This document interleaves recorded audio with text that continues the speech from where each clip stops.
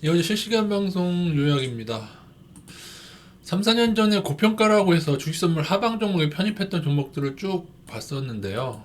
근데 이제 거의 다 폭락했다는 걸 제가 보여드렸고, 하나하나 찾아보면서 다는 아니고 그냥 거의 다수 찾아봤는데, 한 종목 같은 하이트 진로 같은 경우에는 근데 이거는 근데 아주 견고했던 종목은 아니고 적자는 아니었고, 그 당시 약간 신호상 하락으로 편입했던 건데, 이걸 제외하고는 거의 다 폭락하고, 근데 그 중에서도 이제 하나 투어나 파라다이스 같은 종목 같은 경우는 최근에 반등을 많이 했는데, 하나 투어 같은 경우는 지금 더 안 좋아졌습니다. 지금 자본 잠식 정도 수준으로 조만간 진입할 것 같고요. 그래서 주식 선물 하시는 분 하나 투어는 좀 편입해서 조금 장기로 가져가셔도, 하방을 말씀드리는 겁니다. 주식 선물 하방. 그리고 근데 비슷한데 두산중공업이나 대한항공, 아시아나항공 역시도 조금 안 좋긴 한데, 근데 두산중공업은 이제 살아날 수 있는 좀 투자적인 뭐가 있나 싶기도 한데, 근데 아직까지는 이 종목 모두 좀 문제가 생길 거로 저는 보고 있습니다. 계속적으로. 그리고 주식 선물 종목 중에서 좀 저평가, 고평가를 보여드렸는데, 그나마 저평가 섹터는 이렇게 나왔게 되었고요. 그 다음에 고평가 섹터는 여전히 제약주들이 차지하고 있고요. 그래서 그거 한번 보여드리고, 저평가 먼저 보여드릴까요? PBR 1하고 PER 10배 이하, 이 정도면 굉장히 저평가인데, 지금 종목 중에서는 이렇게 LX 인터내셔널 좀 살펴봐야 되는데, 이거 제가 잘 모르는 종목이에요. 현대산, 보험주, 식료품 중에 대상이 포함되어 있네요. 그죠?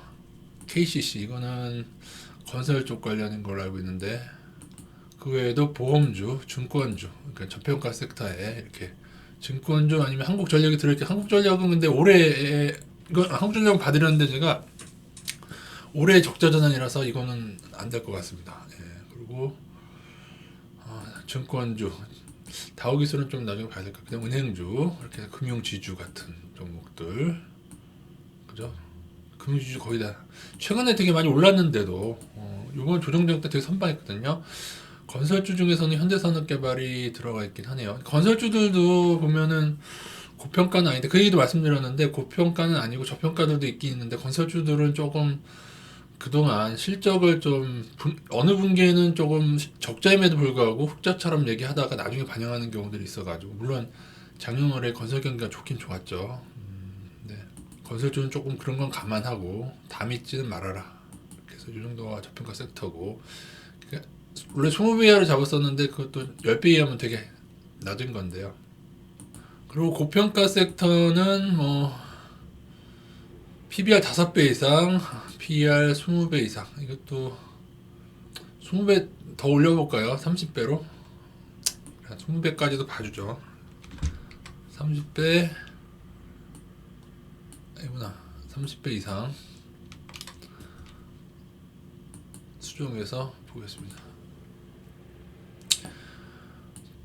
포스코 케미cal 여전히 많이 폭락한 한미사이언스나 하늘바이오 고점들이 많이 폭락했음에도 아직도 고평가로 찍히고 있고, 네이버 카카오 들어있고, 머티리얼스, SK 머티리얼스 있고, 그 다음에 엔터주 중에 JYP 들어가 있고요. LG생활건강, 이거 하락했어도 고평가입니다. 이거 졸리가 이거 뭐 작년에 이거 뭐 조종모를 떠들던데 고평가예요. 이 정도면 고평가죠. 그리고 고평가니까는 올해 좀 떨어진 거겠죠. 뭐 최근에 다시 올랐는지 그건 확인 못했는데 지난번에 한번 크게 떨어지던데요.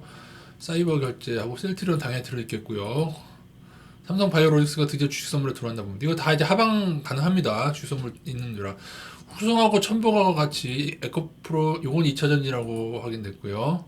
후성이나 첨보처럼 풍력 관련이나 무슨 뭐 그린 뉴딜 관련해서, 첨보도 2차 전지였던가 잘 모르겠나. 어쨌든 좀 고평가 섹터에 들어있다는 거.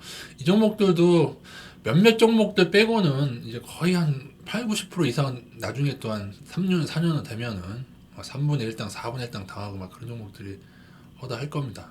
물론 이거를 5배 말고 10배로 올려볼까요? 아이고, 빠졌네. 잠시만요. 좀 더 올려보겠습니다. 이거를 30배로 올렸고, PER도 30배로 올리고, 이것도, 아이고, 자꾸 빠지네요. 죄송합니다. 요거를 10배로 올리면 얼마가 되나 한번 보도록 하겠습니다.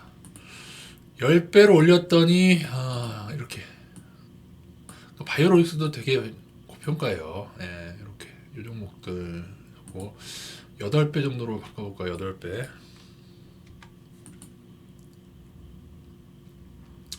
8배로 바꿨을 때는 조금 셀트리온은 들어가게 되고 카카오도 들어가고, 최근에 많이 떨어졌어도 이 정도니까 그전에 더 높았다는 얘기가 되겠죠. 이렇게 보시면 될 것 같습니다.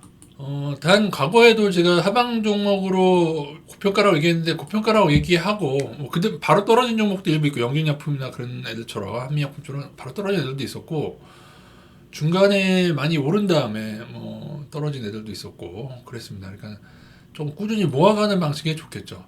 게임주들 중에 지금 안 나왔는데 어제 좀 저평가 중에 하나 걸린 게 있어가지고, 게임주 중에서는 그나마 컴퓨터스는 좀 최근에 엊그젠가 좀 많이 오르긴 했는데, 넷마블 랩 오늘 넷마블 오늘 오르고 있더군요. 어제 방송했는데 오늘 오르고 있었고, 넷마블 랩제는 접근 가능한 레벨인데, 네오 위주도 빠졌네요. 네오 위주도 가능하고, 그리고 이렇게 접근 가능한데, 웹제는 좀 그렇다. 요번에 새로 나온 게 뮤2 있습니다. 그거 약간 실망스럽다는 평가가 많음에도 불구하고 일단은 모바일로는 일단 10위권에 들어와 있긴 한데요. 좀 봐야 될 것 같긴 합니다. 앱젠 같은 경우에는. 그리고 컴퓨터스는 유럽에서 좀 잘 나가고 있고요.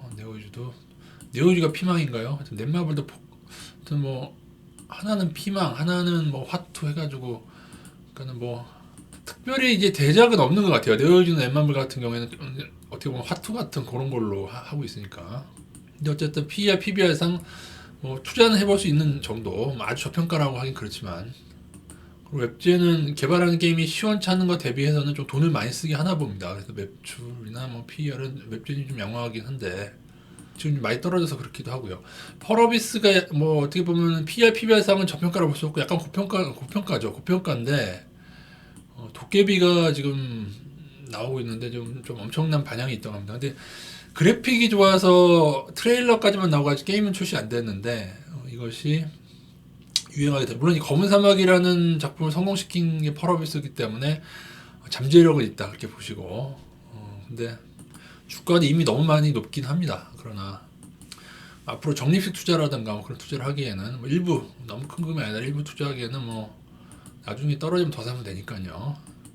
그리고 찾던 중에 이마트 질문이 있으셨는데, 이마트가 저평가긴, 순익대 저평가인데 영업이익이 조금 떨어진다는 점 앞으로 좀 감안해서, 영업이익도 아주 나쁘진 않은데 순익보다는 좀 떨어져. 순익을 치면은 굉장히 저평가, 영업이익으로 치면은 그냥 뭐 PBR상은 저평가인데 PER상은 뭐 저평가로 보기엔 좀 그렇고, 그런 상황입니다. 요즘에 이제 은행주가 많이 올랐어도 지금 저평가기도 하고요. 근데 국채금리 상승하니까는 보험은행 다 수혜라서 관심은 가지는데, 근데 이제 내년에 금융위기가 온다고 본다면 이것도 이제 좀 먹고 빠져야겠죠. 그죠?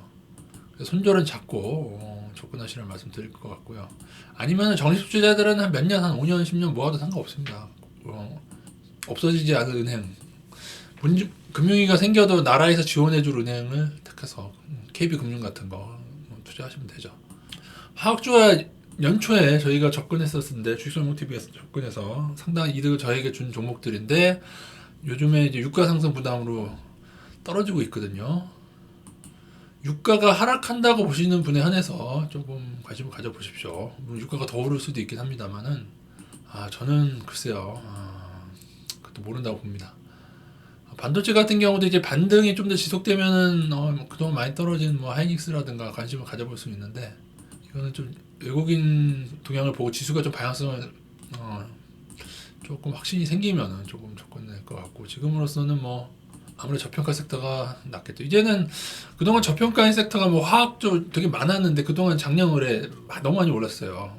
지금 조정이 왔어도 올해 초 작년 말에 비해서는 오른 분명히 종목들이 많고, 그리고 화학주 같은 건 올랐어도 저평가죠. 그리고 제 생각에 이제 은행, 증권, 보험 이런 것마저 이제 다 오르고 나면은 이제 거의 저평가 섹터도 이제 좀 많이 줄어들긴 하는데, 그럼에도 불구하고 최근 조정장에서 사실 제가 PER 10 아래 방금 보여드린 저평가 종목은 모든 종목이 아닌 주식 선물에 상장된 종목에서만 이 방금 요거는요 이 전체 종목에서가 아니고 이거는 이제 주식 선물 상장된 종목에서만 그렇고 이거를 20하고 1로 했을 때 10배하고 1로 했을 때 말이죠. 제가 지난번에 보니까는 예전에는 한 120 종목 정도 나왔거든요. 근데 얼마 전 급락했을 당시에는 한 200 종목까지 나오더라고요. 그러니까 우리 지금도 한 150 종목 이상은 있을 겁니다. 이제 그 중에서 부채 비율 높은 거랑 PER, PBR은 양호하더라도 부채 비율 높거나 아니면 중국 관련 기업은 제외시켜야 되고요. 뭐 그런 식으로 걸러내면 여전히 우리나라에는 저평가가 여러분 이것의 의미를 아시나요? 이거. PBR 같은 경우는 애플 미국에 있는 애플이 30배인데 1배 이하.